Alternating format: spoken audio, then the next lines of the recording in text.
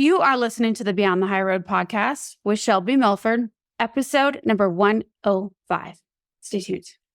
You guys, I'm going to be live every day this week. So when you are listening to it, just depends on when you get it. So I'll be live on Thursday night, on Friday. There's going to be there'll be links below and like basically a list of all the places I'm going to be live through Monday, which is the opening of the AP Survival course. Okay. So I'll be live every day, Thursday, Friday, Saturday, Sunday, and Monday. If you want to come on, I'm going to be teaching some fun stuff and going to be answering some questions and also just providing the same kind of value that you would be getting in the course. Although somewhat different, I will say that the magic, the real magic happens in the practical application of the tools that I provide. So it's like all of your real, like the energy is surrounding the coaching because of the way that it's done. And so it's where, all the stuff, the good stuff is. And so, unless you join me for a coaching call, you might just get a teaching or something from me like this week, but it's all going to be fun. It's all good. So come on. So I'll close the enrollment. I won't close it on Monday, but I'll probably close it on Wednesday or Thursday of next week, right? So like the 9th or the 10th, enrollment will be closed. Okay. So you have until then. And then if not, then you got to wait. Okay. So that's all. Come on, you guys. It's going to be so much fun. All right. I'm going to get on to the episode. Oh, and I've kept the payment plan is still up there for the monthly. And also, go check the website. Go check the AP Survival course page because there's some specials there for you too. So yeah, if you have not been getting the places where you want to go, whether that's mentally in the brain as far as like emotionally concerned, or whether that's you have a goal or you want to start making more money, right? And supporting yourself in a more reliable way, moving into your future, the program covers all of this.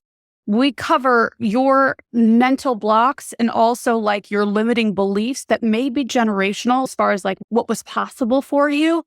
We cover all this in the course because it really was the secret sauce to me getting out of the hole that I had put myself in, was getting over the beliefs that I thought I was just bound and determined, like this crappy destiny that I was bound and determined to live out for myself, that I was always going to be struggling in that I wasn't able to create anything for myself, that it just wasn't possible for me. I really felt so behind the game, behind the rest of the world and what everybody else could create because it was just who I was and I was never going to be able to move out of it. And that's what this program helps you to.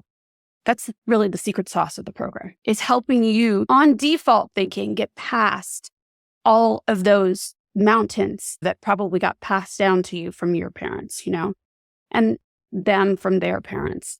And so basically, let's stop the cycle, y'all. Come on. It'll be worth it. The program will pay itself off. I promise you that. As long as you are committed to it, it will pay itself off tenfold, more than that. So come on. Hey, y'all. So I have an idea in my head and I really have kind of a theme, but I'm just going to shoot like from the hip because, well, you'll see. I'm going to tell a story and basically, I'll tell you before I even begin, where I'm going with it is how we hold on to the identity and the stories of our past to define our future and how it doesn't serve us, how it limits our capability and our potential moving forward. Okay. So I'm going to tell you a story that I've never actually told anybody, like anybody. I mean, I've told parts of it situationally, but I've never actually put it all together like this and thrown it out to the world, especially. And the reason I haven't told the story, I have judged myself for it up until really today. I kept it somewhere. I can't say hidden. I just never really chose to bring it out or look at it because somewhere in me, I was telling myself that, and I just became aware of this like today. that my actions or non-actions or whatever it was, I'll tell you what happened, was irresponsible. And like, it must have been intentional on some level. And maybe it was, I don't know. But I guess I've judged myself about it forever and didn't want to be labeled as the person who did this. So I'm getting ready to tell you now. Okay. So I've had this theme go on my entire life, and it will actually relate to you guys. So just know that there's a moral to the story. I think there is anyway. So I've had this theme throughout my entire life, or maybe an entire adult life. Yeah, from young adult till some years ago. As you guys know, I lived a lot of places. I grew up for much of my formative years over in Southeast Asia, and so I was used to kind of moving around. And throughout my adult life, anytime I moved or whatever, I several times over would leave like boxes of important things, like a doll collection that my dad got every time that he would go out of town when I was a little itty bitty girl. For like years and years and years, anytime he would go to a different country, he would come home with a doll from that country. And over the years, I collected, I don't know how many different dolls, like hundreds, and it was just a really neat collection. And then when I was living in Marco Island and moved up to Clearwater, I left that collection behind thinking I would go back and pick it up. And then I never did. And of course, I don't even remember what happened, but I always held the shame about it. Again, never told any of this story before. So I'm just processing it now too, kind of. So I held the shame about not ever, it was like I had a story that I guess I obviously just didn't value that. And I really did value it, like, why did I do that sort of thing? Before that, my dad had given me this cedar chest that he had from college from, his parents or whatever. And it was a gorgeous cedar chest.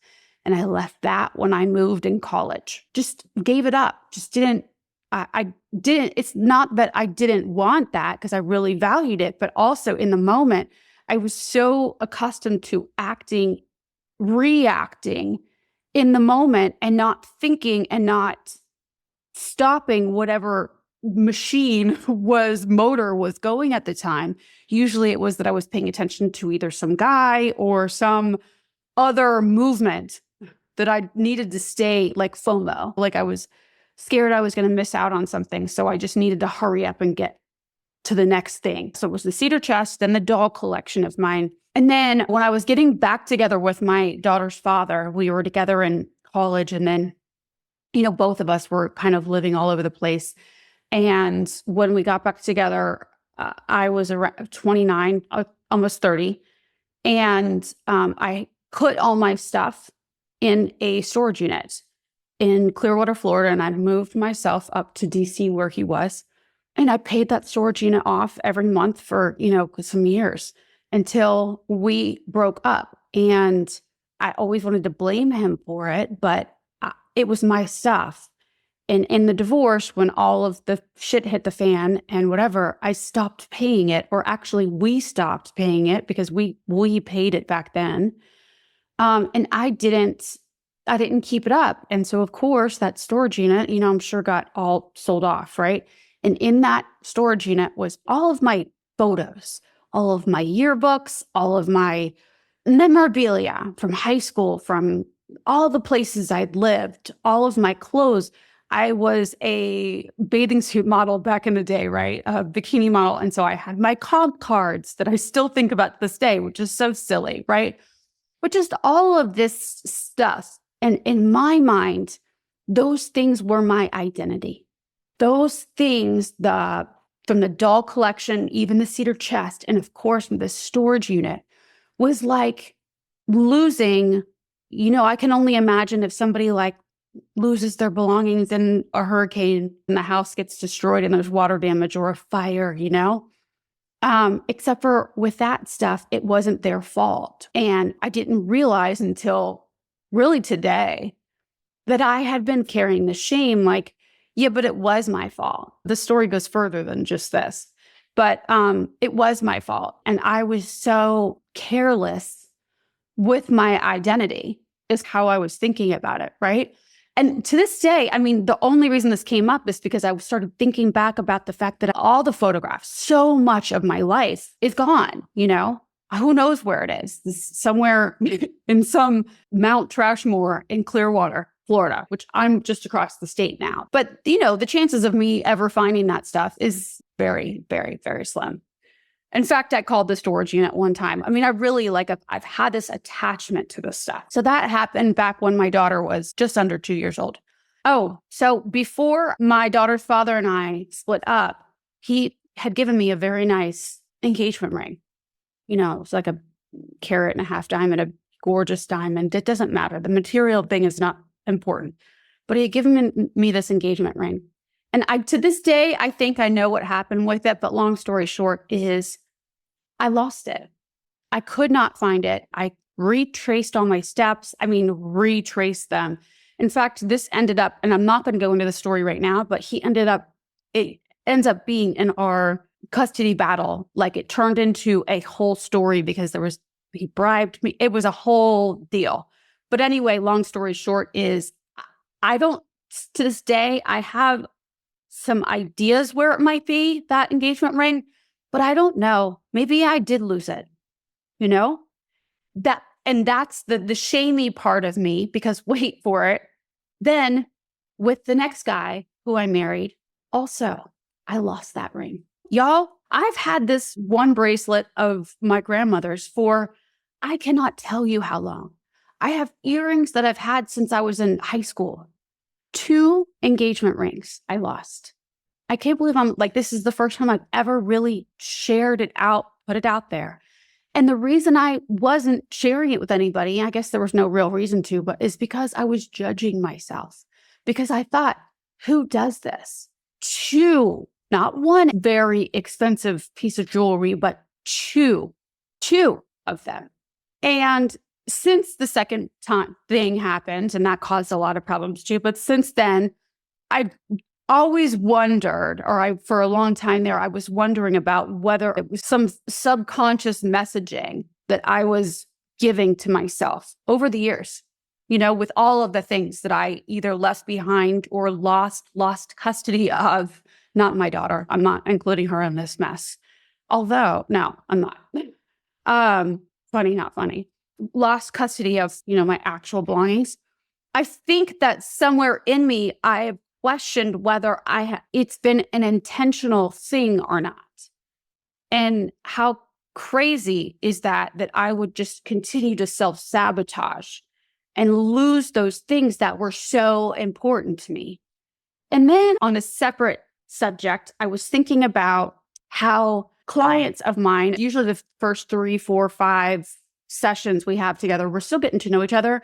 And so oftentimes this is the period of time where I need to remind them that I'm on their team, and really all I ever care about is the results that they're creating for themselves and how they feel as a result of that. And while they're creating the results, really my interest is in their interest, right? Ultimately that's it.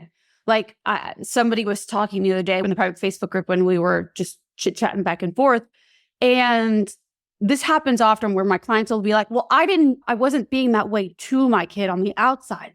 It was just what was happening inside. And so there's this level of defensiveness because as all of us alienated parents, we feel like we have to prove to all the people and to ourselves that we are worthy and that we are good parents because we have been being accused otherwise. Right? So we have this guilty conscience, even though we know that we've been always thinking of all the perspectives with regard to how somebody can take our style of parenting, right? And how we're showing up for our kids. Because that's really all we lived for however long your situation of alienation, while you were, or maybe you still are in it, where you're currently being accused of being dangerous or not present or whatever it is. So what I was explaining to this other parent the other day was, listen, my interest is never in how you're showing up to your kid. I don't mean to say I don't care how you act towards your kid, but I actually kind of don't. And I mean that because I know already that as alienated parents, we don't show up in a way that would be disruptive or disregarding of our children. Every parent that I've met before goes over and above to fulfill their parenting duties. My interest is always in your interest and you feeling good or empowered or however you want to feel in the moment. That's what I want to help y'all get to, right? But so often, and this is what I want to, where at the core of this, you guys are so attached to the negativity of your past, and me too, the stories that we've subconsciously created about our past and about our experiences. We want to carry that stuff with us, even though we know it's limiting us. Like, you don't want to carry it with you, but it's almost like you're indulging your own negative perspective that is causing you or creating negative results in your current life and probably in your future. So I'll talk to parents and they'll talk about how the reason that they're this way is because their ex is an asshole and their kids hate them. Their mom was dismissive of them when they were children or something, right?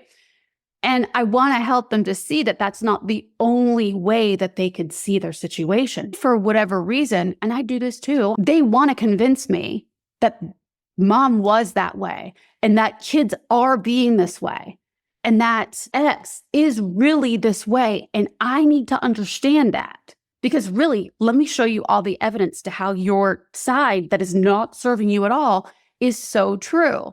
And what I always want to help you guys see is, listen, true, not true. You could fill a building with people that would actually agree with you. If it's not serving you, then why are you so attached to it?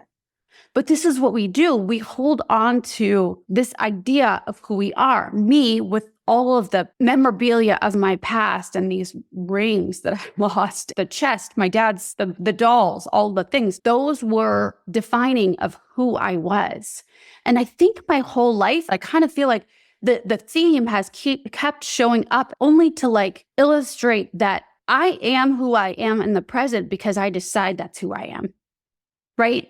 And what I am in the future is also what I decide. And whatever was in my past is really just that. It's just memories of what was.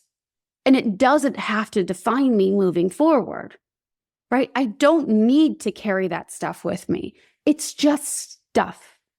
The same with your memories or the experiences that you had before or even yesterday or your idea of your experiences, because really it's all just perception. Like when you were born into your parents' world. And you, at that time, took on your parents' ideas of what the world behaved like to you and for you. And then as you grew older and started creating your own experiences, then you collected like layer upon layer upon layer of your narrative and tone of how the world behaved for you. But just because that's your narrative and tone doesn't mean that that is how the world is. You know what I'm saying? It's just only how you perceive it. And if that perception of your world right now is causing you a lot of resistance and a lot of negativity, then you can just let it go. Dr. Wayne Dyer talks about how, and you know, there's so many iterations of this, but like we carry around the baggage of our past, trash bags of manure that we lug around with us throughout our life. And it's not only a pain in the butt and back to carry around, but every so often we set the bags down and we dig our hands into it and we rub all the manure of our past all over ourselves, like re-traumatizing ourselves with all of the stories, and then wonder why our life stinks in today. It's because we're using that to fuel our today. Why would we use the stuff that has limited us, dragged us down to create our future with that? Why do we feel so obligated, especially the negative, to make that part of our persona today? In one of the first modules of the new course, we're doing work on your narrative and what you want to take with you and what you want to leave behind. Becoming aware of where the negativity and the limiting beliefs are truly blocking you from creating something new in your future. Because when we're looking back and saying, I don't want what I have now, and I don't want the stuff from back here, I don't want to be alienated anymore, I don't want this, I don't want that. Because our focus is there, that is all we will continue to recreate. It will never motor us somewhere different.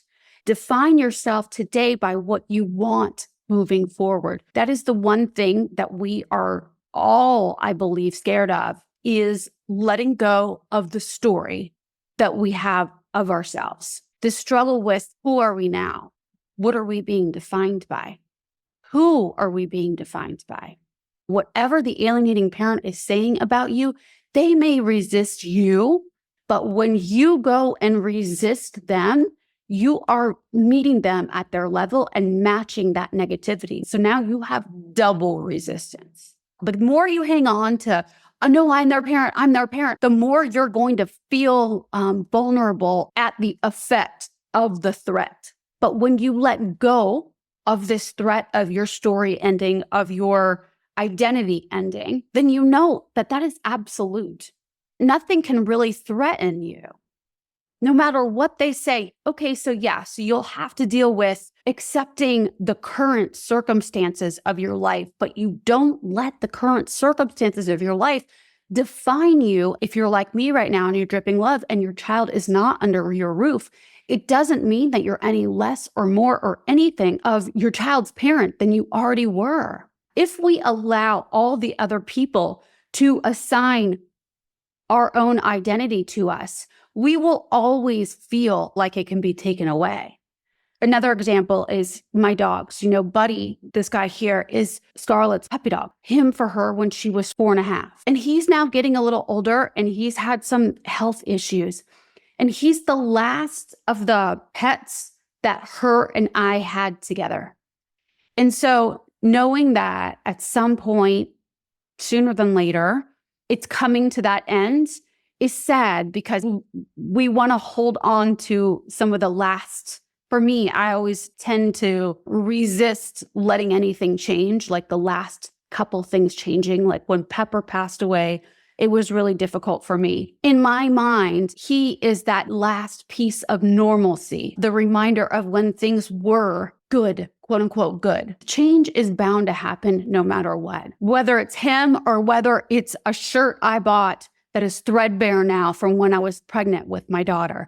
These last little strings that I hold on to. In my brain, I'm making that so negative, because if I lose him or if I lose that shirt, then I'm losing my daughter. And that's not true. That's an illusion. It's an illusion of control that I think that I have by holding on to the last little pieces, scraps of normalcy. Normalcy is what I make it. Nobody can take away the experiences I had with my daughter and the influence and the DNA that my daughter and I share. And not one little material item that's in my life or that has floated out of my life is going to make me any less of a person.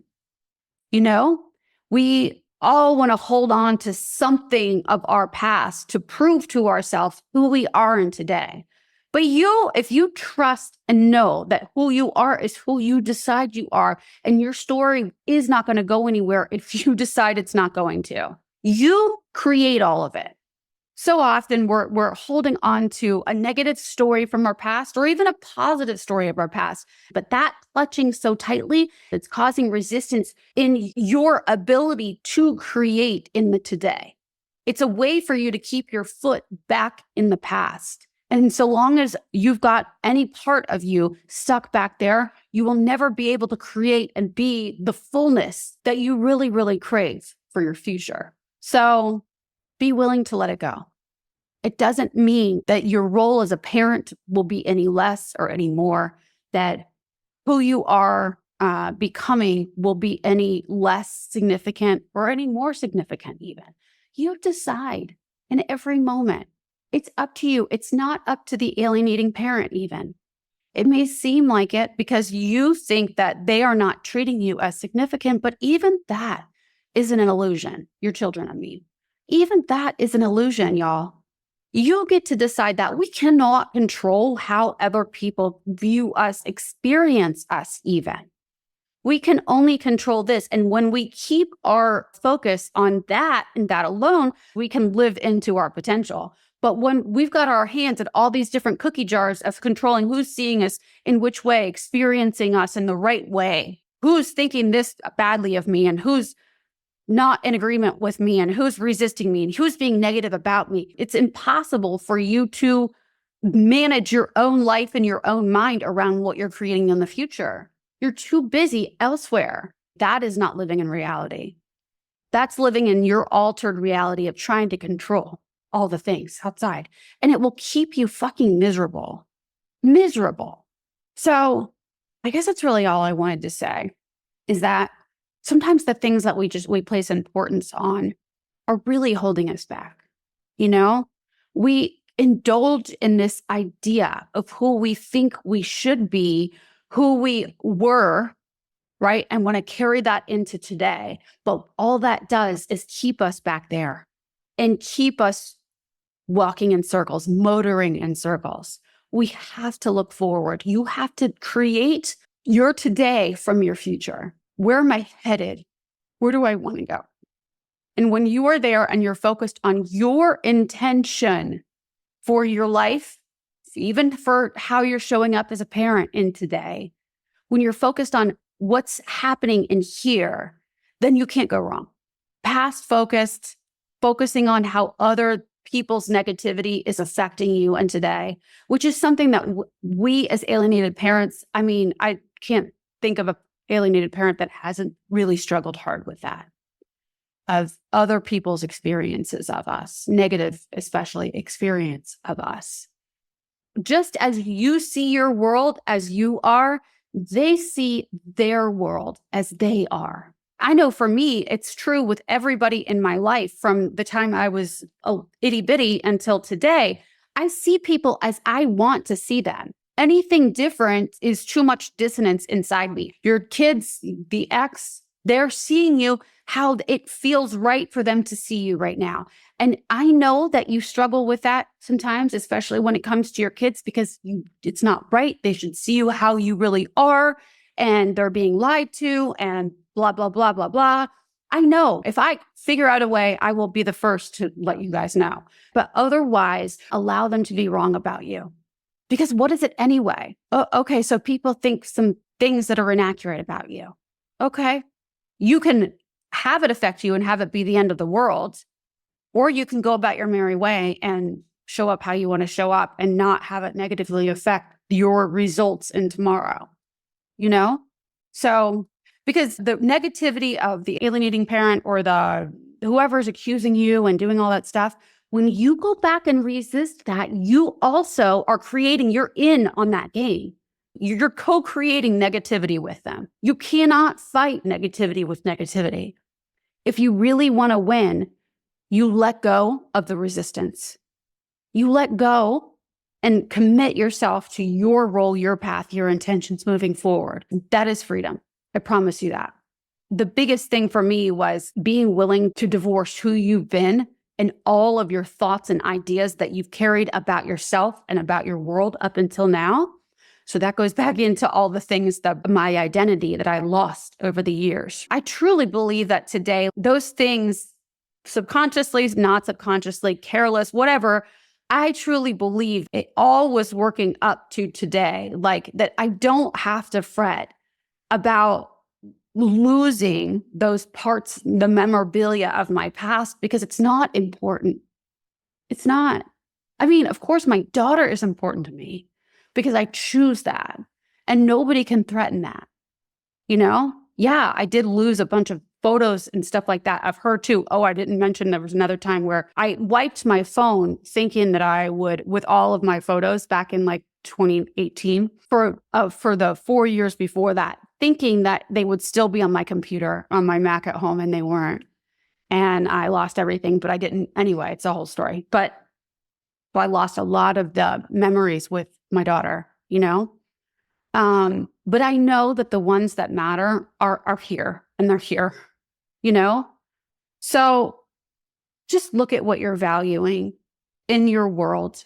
You decide what means something for you moving forward.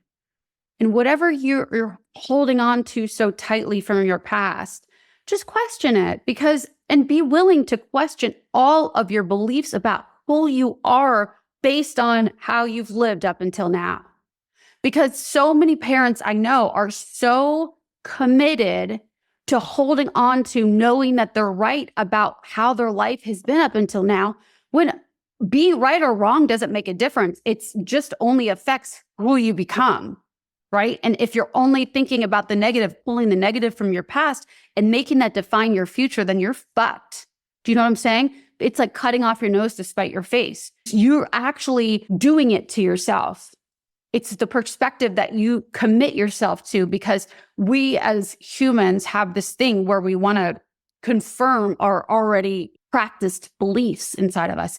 Even if those beliefs are not serving us, we'll continue to create the trash of our past, the stuff that did not work for us. It's only a perception anyway. There are so many different ways that you could perceive the same exact terrible things that happened in your life, you know? So use your past, your present, all of it for you instead of against you. Be willing to let go of what you believe is true about you and about life in general and how it works for you. Be willing to drop all of your history. Just let it go. That really was what created my sense of peace and happiness. I mean, clearly this came up for me and I realized that I hadn't fully let go of the identity thing. Today, I was like, oh my gosh, I realized that I actually am placing so much value in that stuff. And every time I think about it, my stomach would just go nuts. It's because I was telling myself that I was so irresponsible and I must have been doing this to kind of self-sabotage or something, but I never really was aware of that part. Be willing to question all of the perspective about everything you've been through and what it means for you today. Let it go. Most of the time it's ego anyway. When we feel like, no, it's important, I need to hold on to this. This is wrong. What they did to me is wrong. It's your ego. It's always your ego. Let it go. It never serves you in the end. It only causes you to rile yourself up, spin your wheels. It's a terrible time suck, energy suck. So anytime you feel threatened, your role feels threatened and you need to stand up for what you believe, because I'm not saying don't stand up for what you believe in. I'm saying if you feel so attached to stories from your past because you believe not holding on to them would threaten your identity in today, then think again, okay? You decide. Okay, guys, have a lovely afternoon and day. Hey, listen, I need to do the announcements. Y'all, the doors are opening for the new course, for the AP Survival course, on next Monday, October 7th. So I'm going to be coming live. Thursday night, I'll be on TikTok. Friday, I'm going to be live in the Facebook group. Saturday, I'm going to be live all weekend. Saturday, look at the schedule down below because I'll have all of that posted. So if you want to show up even just for a little coaching, even if you're not going to join the survival course, that's fine. You can just come and show up and get coached or ask a question, type in a question. You don't have to show your face if you don't want to. But yeah, I'm going to be live every day coming up the rest of this weekend, okay? Through Monday. All right. All right, you guys. Have a lovely day.